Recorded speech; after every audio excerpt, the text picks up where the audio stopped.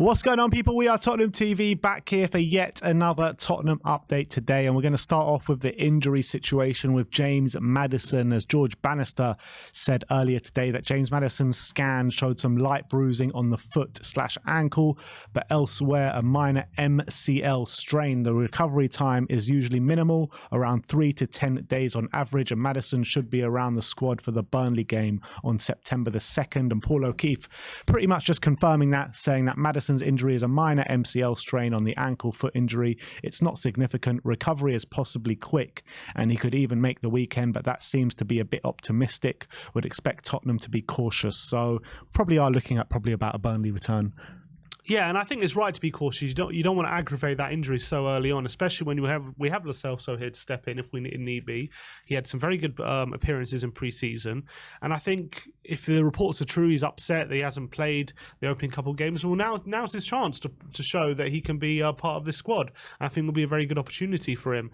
But I'm glad that I'm a bit relieved that the Maddison injury is not as bad as, you know, when you see a player on crutches and in protective boot, you just fear the worst, don't you? So seems not so bad. Hopefully he comes back as soon as possible, and he's had a great start to the season as well. I wonder if it was probably picked up that injury when he had that shot. I think it was in the second half, and he was down for a bit, wasn't he? And he did play on. I think he played the rest of the game, didn't he? He played 90, yeah. He didn't come off, so maybe that wasn't a smart decision. Maybe he should have come off at that point, but I'm just relieved it's not so bad. I just hope it's not like the Spurs medical team acting up again, because we've heard before from players, I can't remember exactly off the top of my head which players it was, but we've heard that, these players won't be out for long, and then we don't see them for ages. Lamella.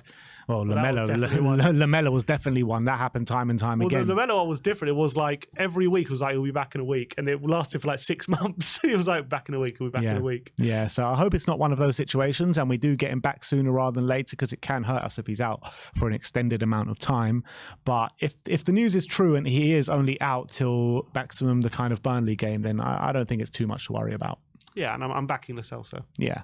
Let's talk about Gift Orban again. We've got a couple of publications out in Belgium. De Morgan saying that Tottenham remain in close contact with Gift Orban's entourage, but have to trim their squad before they make a concrete bid for the striker. The player would prefer a move to Lille. However, they can't meet the €30 million asking price.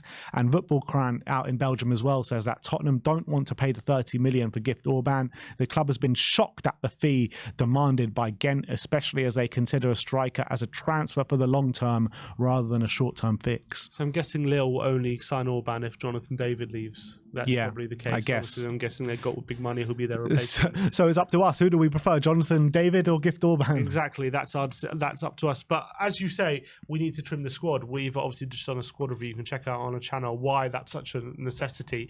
And as much as frustrating it is for Tottenham fans to hear that, at the end of the day, our squad is so bloated that bringing more players in before shifting them out is only going to cause problems at the moment. So I think it's right to focus on player sales. We just need to get them done as soon as possible, just so we can bring these players in. Hopefully Orban could be one of them. I am very excited about that prospect.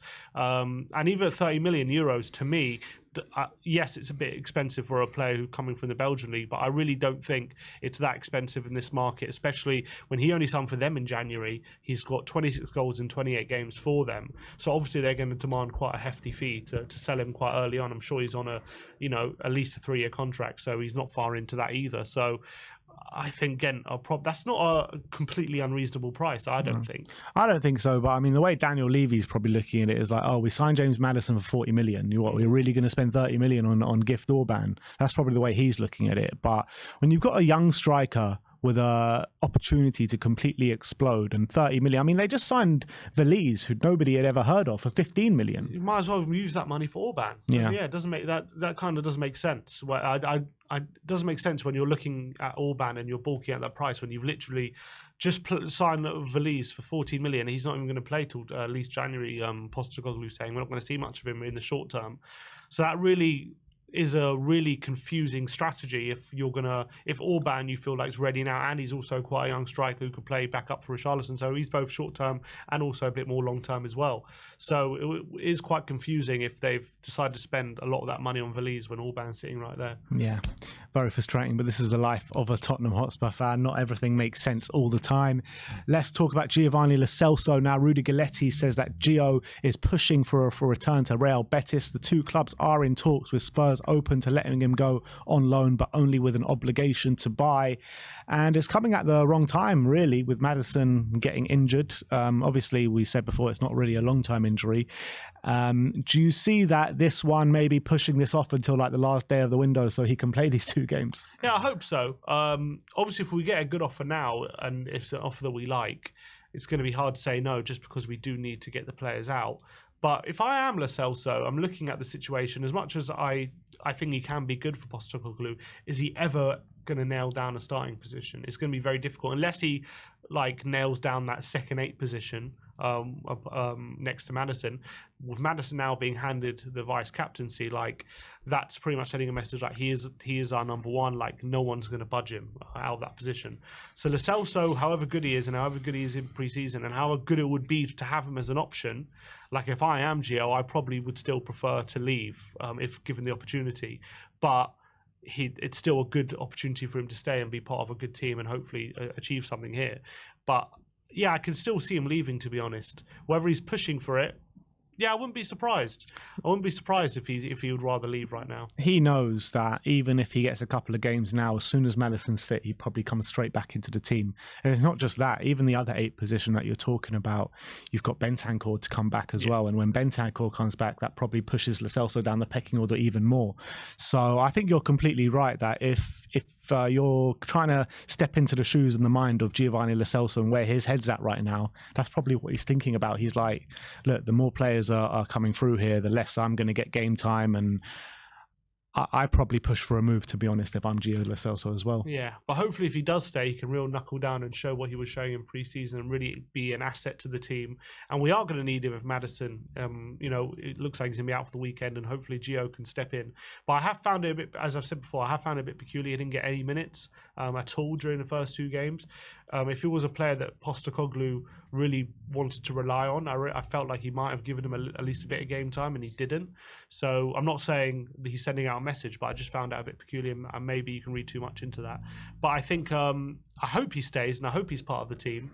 But I feel like it's best for him probably to get a big move where he can be a star somewhere and a proper starter.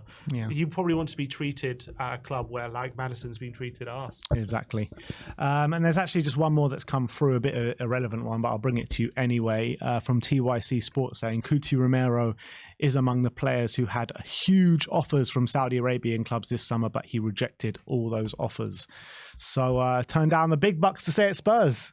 That's how big we are. We're huge. We're massive.